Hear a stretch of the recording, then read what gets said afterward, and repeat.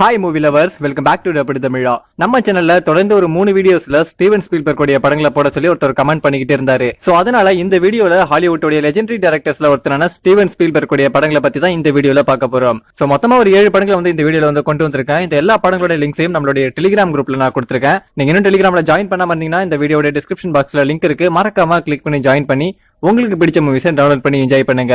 அந்த வீடியோக்குள்ள போறதுக்கு முன்னாடி இந்த வீடியோ எல்லாருமே மறக்காம லைக் பண்ணிடுங்க. நிறைய பேர் லைக் பண்ண மறந்துடுறீங்க.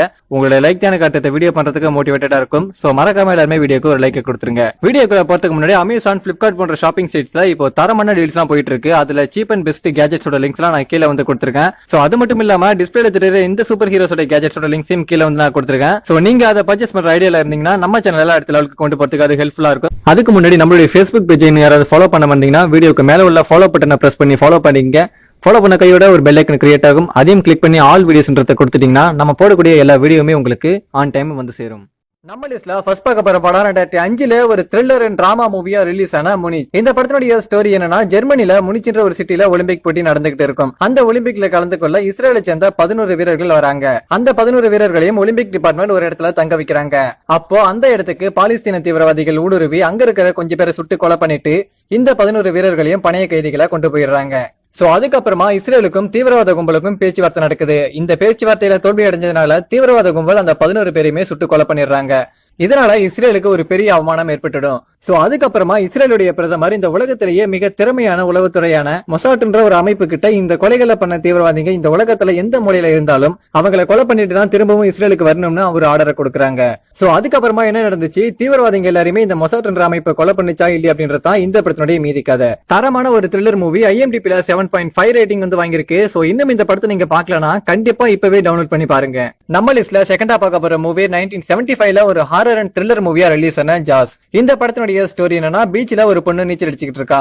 அவ நீந்திட்டு இருக்கும் போதே ராட்சச சுறா ஒண்ணு அவளை அட்டாக் பண்ணுது. அந்த அட்டாக்ல அந்த பொண்ணு இறந்து போய் கரை ஒதுங்குறா. அந்த பொண்ணை ரிசர்ச் பண்ற ஒரு ரிசர்ச்சர் இது ரொம்ப ஆபத்தான சுறா, உடனே பீச்சை மூடுங்கன்னு சொல்றாரு. ஆனா அந்த பீச்சோடைய மேயர் பணத்துக்கு ஆசைப்பட்டு அந்த பீச்சை க்ளோஸ் பண்ணாமலே வச்சிருப்பாரு. சோ அதுக்கப்புறமா உயிரிழப்புகள் அதிகமாகுது. வேற வழியே இல்லாம பீச்சை க்ளோஸ் பண்றாங்க.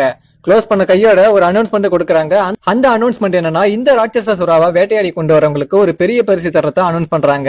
அந்த அனௌன்ஸ்மெண்ட் கேட்டதுக்கு அப்புறமா அந்த ஊர்ல உள்ள நிறைய பேர் வந்து அந்த சுறாவை பிடிக்கிறதுக்காக கடலுக்குள்ள போறாங்க. சோ அதுக்கப்புறமா என்ன நடந்துச்சு, அந்த சுறாவை அவங்க வேட்டையாடுனாங்களா இல்லையா அப்படின்றதான் இந்த படத்தினுடைய மீதி கதை. IMDbல 8 ரேட்டிங் வந்து வாங்கியிருக்கு. இந்த படத்தை நீங்க பாத்தீங்கன்னா பீச் பக்கம் போகவே யோசிப்பீங்க. அந்த அளவுக்கு பயங்கரமா வந்து எடுத்திருப்பாங்க. சோ பாக்காதவங்க கண்டிப்பா இந்த படத்தை மிஸ் பண்ணாம ஒரு தடவை பாத்துருங்க. நம்ம லிஸ்ட்ல தேர்ட் பார்க்க போற மூவி 1971 ஒரு ஆக்ஷன் த்ரில்லர் மூவியா ரிலீஸ் ஆன டுயல்.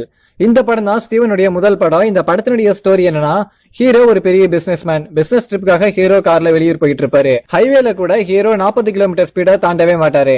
கொஞ்ச தூரம் போனதுக்கு அப்புறமா பாக்குறதுக்கே ரொம்ப பயங்கரமா இருக்கிற ஒரு பெரிய ட்ரக் இவரை விட ரொம்ப ஸ்லோவா போயிட்டு இருக்கு. யாரடா இவன் நம்மளை விட பொறுமையா ஓட்டிட்டு போயிட்டு இருக்கான்னு சொல்லிக்கிட்டு ஹீரோ அந்த ட்ரக்கை சேஸ் பண்ணி முன்னாடி போறாரு. ஃபியூ மினிட்ஸ்லயே அந்த ட்ரக் ஹீரோவுடைய காரை சேஸ் பண்ணி முன்னாடி போய் மறுபடியும் ரொம்ப ஸ்லோவா போக ஆரம்பிக்குது. ஹீரோ டென்ஷன் ஆகி மறுபடியும் அந்த ட்ரக்கை சேஸ் பண்றாரு. இப்படியே அந்த ட்ரக்கும் காரும் மாறி மாறி சேஸ் பண்ணிக்கிட்டு போய்கிட்டு இருக்கு. இந்த சேசிங் கடைசியா எங்க போய் முடிஞ்சது அப்படின்றதுதான் இந்த படத்தினுடைய மீதி கதை. படம் உண்மையிலேயே செம்ம இன்ட்ரெஸ்டிங்கா போகும். IMDbல 7.6 ரேட்டிங் வந்து வாங்கியிருக்கு. சோ இன்னும் இந்த படத்தை நீங்க பாக்கல அப்படின்னா கண்டிப்பா ஒரு மிஸ் பண்ணாம பாத்துருங்க. நம்ம லிஸ்ட்ல ஃபோர்த்தா பார்க்க போற மூவி 1993 ஒரு அட்வென்ச்சர் அண்ட் சயின்ஸ் ஃபிக்ஷன் மூவியா ரிலீஸ் ஆன ஜுராசிக் பார்க். இந்த படத்தினுடைய ஸ்டோரி என்னன்னா, பல ஆண்டுகளுக்கு முன்பு கொசுக்கள் இந்த பூமியில வாழ்ந்துகிட்டு இருக்கும். அதுல ஒரு கொசு டைனோசரை கடிச்சிட்டு ஒரு மரத்துல போய் உட்கார்ந்துருக்கும். அப்போ அந்த மரத்துல இருந்து வந்த பிசின்ல அந்த கொசு மாட்டிக்குது. வருடங்கள் பல கடக்க அது ஒரு படிமமா மாறுது. இந்த படிமம் ஒரு ரிசர்ச் டீம் கிட்ட கிடைக்குது. அந்த படிமத்தை ரிசர்ச் பண்ணி பாக்குறாங்க. அப்போ அதனுடைய ரத்தத்துல டைனோசருடைய DNA கலந்திருக்கிறத இவங்க கண்டுபிடிக்கிறாங்க. அந்த DNAவை வச்சு நிறைய டைனோசர்ஸ் உருவாக்கி ஒரு ஐலாண்ட்ல டைனோசர் பார்க்க ஓபன் பண்றாங்க. சோ அதுக்கப்புறமா அந்த டைனோசர்ஸால என்னென்ன பிரச்சனைகள் எல்லாம் வந்துச்சு அப்படின்றதுதான் இந்த படத்தினுடைய மீதி கதை. 90s எல்லாருக்குமே ரொம்ப ரொம்ப பிடிச்ச ஒரு படம். அண்ட் அது மட்டும் இல்லாம உலக அளவுல ரொம்பவே அதிகமா கொண்டாடப்பட்ட ஒரு மூவி. அந்த டைம்ல எக்கச்சக்கமான கலெக்ஷன் வாங்கின ஒரு படம் தான் இது. IMDbல 8.1 ரேட்டிங் வாங்கியிருக்கு. சோ இன்னும் இந்த படத்தை நீங்க பாக்கல அப்படின்னா கண்டிப்பா மிஸ் பண்ணாம ஒரு தடவை இந்த படத்தையும் பாத்துருங்க. நம்ம லிஸ்ட்ல 5th பார்க்க போற படம் 2002 ஒரு சயின்ஸ் ஃபிக்ஷன் மூவியா ரிலீஸ் ஆன மைனாரிட்டி ரிப்போர்ட். டாம் க்ரூஸ் இந்த படத்திலயும் ஹீரோவா பண்ணிருக்காரு. படத்தினுடைய கதை என்னன்னா, படம் 2050வது காலகட்டத்துல நடக்கிற மாதிரி காமிச்சிருப்பாங்க. அந்த காலகட்டத்துல அமெரிக்கால நடக்க போற தவறுகளை முன்கூட்டியே கணிக்கிற மாதிரி ஒரு டெக்னாலஜியை கண்டுபிடிச்சு வச்சிருப்பாங்க. அந்த ஆர்கனைசேஷன்ல தான் ஹீரோ முக்கியமான ஒரு இடத்துல ஒர்க் பண்ணிக்கிட்டு இருப்பாரு. நடக்க போற தவறுகளை அந்த டெக்னாலஜி ஒரு டிஸ்பிளேல விஷுவலா டிஸ்பிளே பண்ணும். அந்த விஷுவலை பார்த்துட்டு போலீஸோட உதவியோட அந்த தவறுகளை தடுக்கிறது தான் ஹீரோவுடைய முக்கியமான வேலை. ஒரு நாள் அந்த டெக்னாலஜி ஹீரோவே ஒருத்தர் துப்பாக்கியை எடுத்து சுடுற மாதிரி அந்த டிஸ்பிளேல காமிக்குது. இந்த விஷுவல போலீஸ் அப்புறம் அந்த ஆர்கனைசேஷன்ல உள்ள எல்லாருமே பாத்துறாங்க. இதனால ஹீரோவை அரெஸ்ட் பண்றதுக்காக போலீஸ் துரத்த ஆரம்பிக்கிறாங்க. அங்கிருந்து ஹீரோவும் தப்பிச்சு போக அந்த காலகட்டத்தோட டெக்னாலஜி ஹீரோ எங்க பண்ணாலுமே அவரை ஸ்கேன் பண்ணி அவருடைய இடத்த போலீஸ்காரங்களுக்கு சென்ட் பண்ணுது.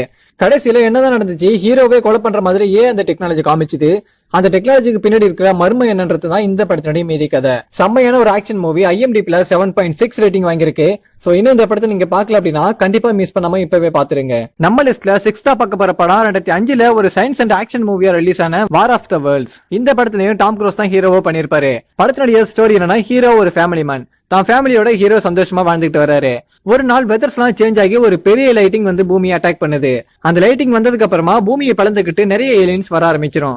அந்த ஏலியன்ஸ் எல்லாமே சிட்டியை மொத்தமா நாசம் பண்ணிக்கிட்டு அங்க இருக்கிற எல்லாருமே கொலை பண்ண ஆரம்பிக்கும். அந்த ஏலியன்ஸ் கிட்ட இருந்து ஹீரோ தன்னுடைய ஃபேமிலியை எப்படி காப்பாத்துறாரு அப்படின்றது தான் இந்த படத்தினுடைய மீதி கதை. இது ஒரு ஆக்ஷன் படமா இருந்தாலும் கூட படத்துல நிறைய இடத்துல எமோஷனலா கொட்டி கொடுத்திருக்காரு ஸ்பீல்பர்க். IMDb 6.5 ரேட்டிங் வந்து வாங்கியிருக்கு. இன்னும் இந்த படத்தை நீங்க பாக்கலனா கண்டிப்பா அதோட மிஸ் பண்ணாம இந்த படத்தையும் பாத்துருங்க. நம்ம லிஸ்ட்ல 7th பார்க்க போற படம் 2004ல ஒரு காமெடி அண்ட் ரொமான்டிக் மூவியா ரிலீஸ் ஆன தி டெர்மினல். இந்த படம் எனக்கு ரொம்ப ரொம்ப பிடிச்ச ஒரு மூவி. அண்ட் ஹாலிவுட்டோட லெஜெண்டரி ஆக்டரான டாம் ஹாங்க்ஸ் தான் இந்த படத்துல ஹீரோவா பண்ணிருக்காரு.